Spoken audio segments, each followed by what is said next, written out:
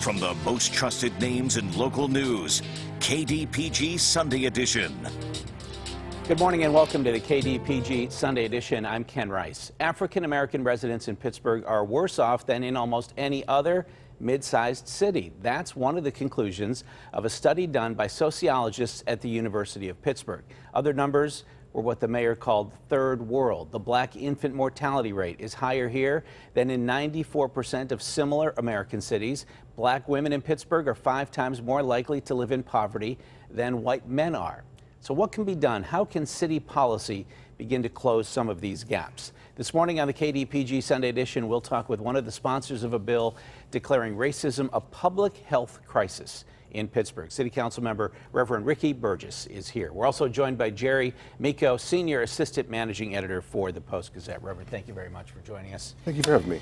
This study came out of impetus from the city, right? It's not that Pitt just came and said, here, this is what we found.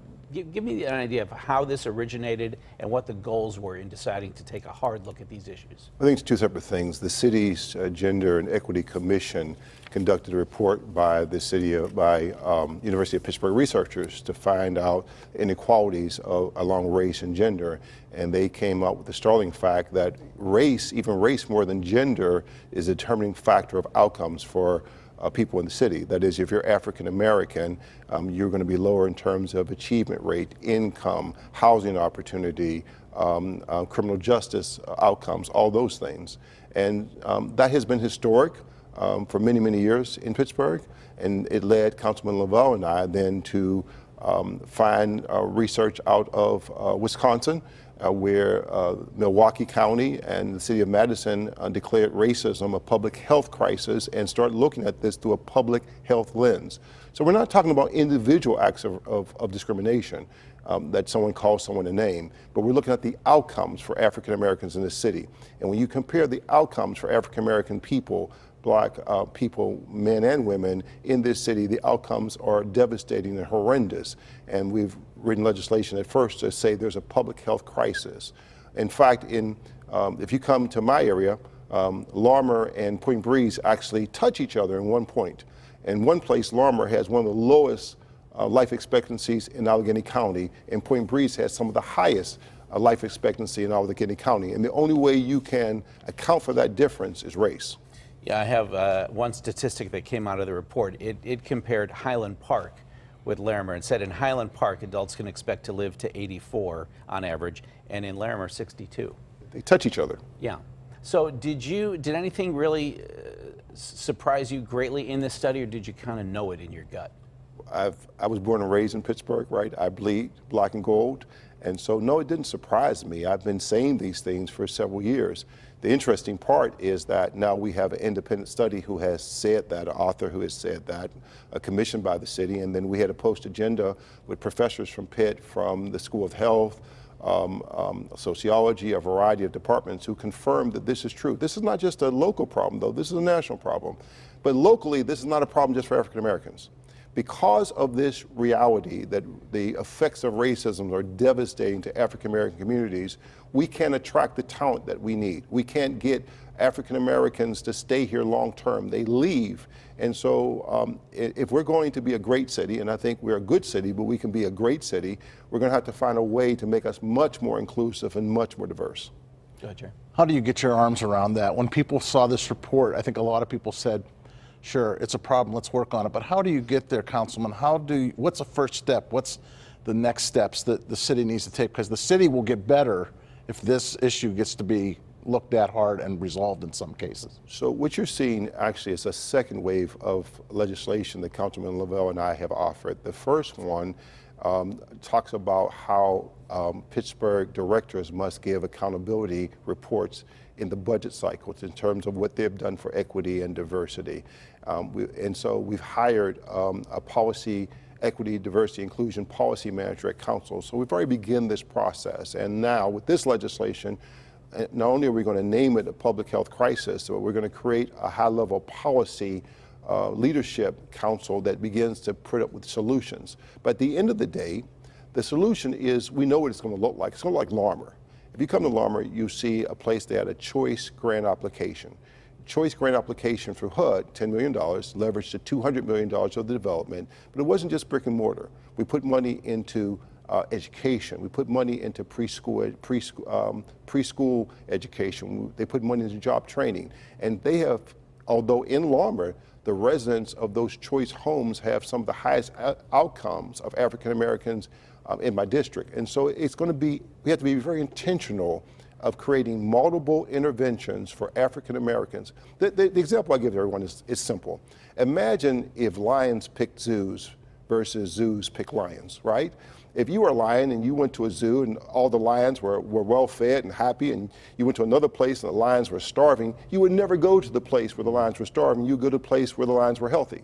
Well, the same thing is true in the United States. In Pittsburgh, African Americans are doing so poorly here that if you're a well-educated, high-profile person that we're trying to recruit, you come and see the nature of the African American community in Pittsburgh, you go somewhere else. And so we're not able to attract the talent or maintain the talent that's necessary to make this a robust and a great city. What is it about Pittsburgh that keeps us from competing with other cities when it comes to just lifestyle and these outcomes that you're talking about for everyone? Why is there inequality here that is worse than in comparable cities as found by these researchers? I think part of it is, although we have 25% or 27% of African population, what you don't see is a lot of any other people of color, right? In other cities, you'll see much bigger Hispanic community. So the overall minority population would be bigger in Cleveland. It would be bigger in certainly Philadelphia, New York. And so part of it is that we have such a small percentage of African Americans and then basically very little other people of color in our city. And I think the second thing is the rivers. The rivers that define us also divide us. And so interest, instead of it being about a particular emphasis on the city as a whole, gets broken up into these pocketed neighborhoods, right? We're a city of neighborhoods. Yeah. And I think that sometimes those neighborhood focuses keep us or prevent us from looking at the big picture and making broader policy decisions.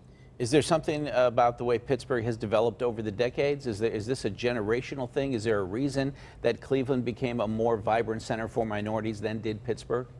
Well, certainly as the steel mill, I'm a product, my family, my father, my uncles are all product of steel mills.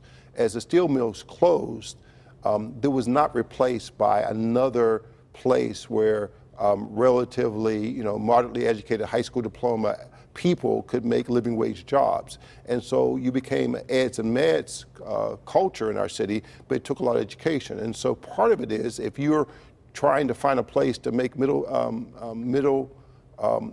income jobs and a middle income lifestyle, Pittsburgh's not the place for you because you're gonna go someplace that has much more manufacturing or, in some places of Ohio, they have, car manufacturing. Pittsburgh really doesn't. If you're not highly educated in Pittsburgh, the job market here is entry level, clerk jobs. It's not middle class, life sustaining jobs mostly in our city.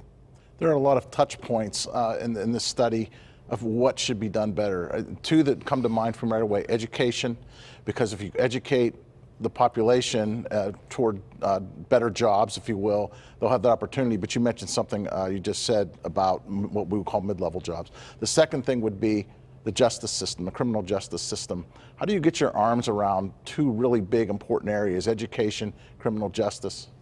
Well, I think there's sort of two ways to look at it. One way is to look at the structures, and that's what the Policy Council is trying to do. We're going to come up with overarching policy recommendations, such as eliminating the prosecution of marijuana crimes. That would be an example. Having the Rooney Rule established at the corporate level. So these sort of high-level policy things we have to have the conversation about. I think there's the second thing, which is the prevention part of this, right?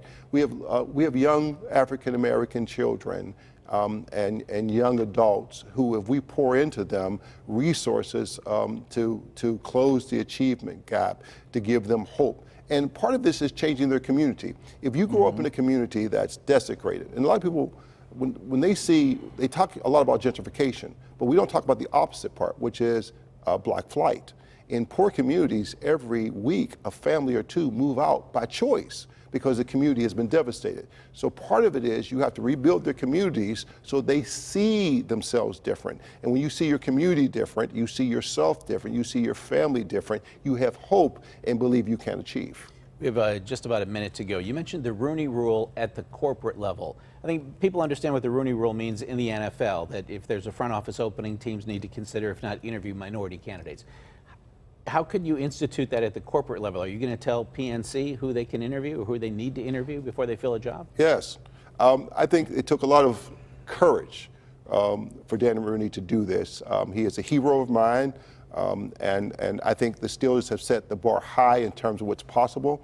Again, we're not telling them who to hire. We're saying that structural racism is a historic problem, and that if you simply do business as usual, you interview people you're comfortable with, people who grew up with you. And if you notice, not only are we separated by income in our city, we're very separated by race. And so as a result, you know, if you're African American, odds are you did not grow up, you're not in the same social class, you're not in the same circles as other people. So it has to be intentional. We have to intentionally allow African Americans to participate. If we do not do it intentionally, the results will stay the same, and it'll continue to be a separated, and we think the effects is devastating racist, institutional racist society. But just very quickly, forgive me for getting hung up on this if I am, you can't, the city government can't tell a private corporation who to interview. And if you can you incentivize them or can you punish them? Well, again, that's what are you talking about? That's what the Policy Council is here for. I think part of it is to make it public. I don't think they're bad people. I don't think that they decide, you know, consciously we're going to be discriminatory. I think they just do what they've always done, what their fathers have always done, what their grandfathers have always done. You can encourage a different approach, but you can't mandate it. Can't mandate, but we can encourage it and make it very public to those who do and those who don't. And I think that Pittsburgh is greater than racism. See, I have a great hope that when given the opportunity to do the right thing, people will do the right thing. It's just that they are comfortable with doing with the status quo, and so we're going to try to shake it up. Now, it's going to also take some resources, to be honest with you. We're going to have to intentionally pour resources in the African American community. We'll have to have you back to talk about that. We are out of time. Reverend Ricky Burgess, thank you very much for this moment. We'll take a break. We'll come back in a moment. You know, just a handful of regions in the U.S. have cornered the market on high-tech jobs. We sort of touched on the levels of employment. Can Pittsburgh, I should say, get a bigger slice of this new economy? We'll look at that when the KDPG Sunday edition continues in a moment.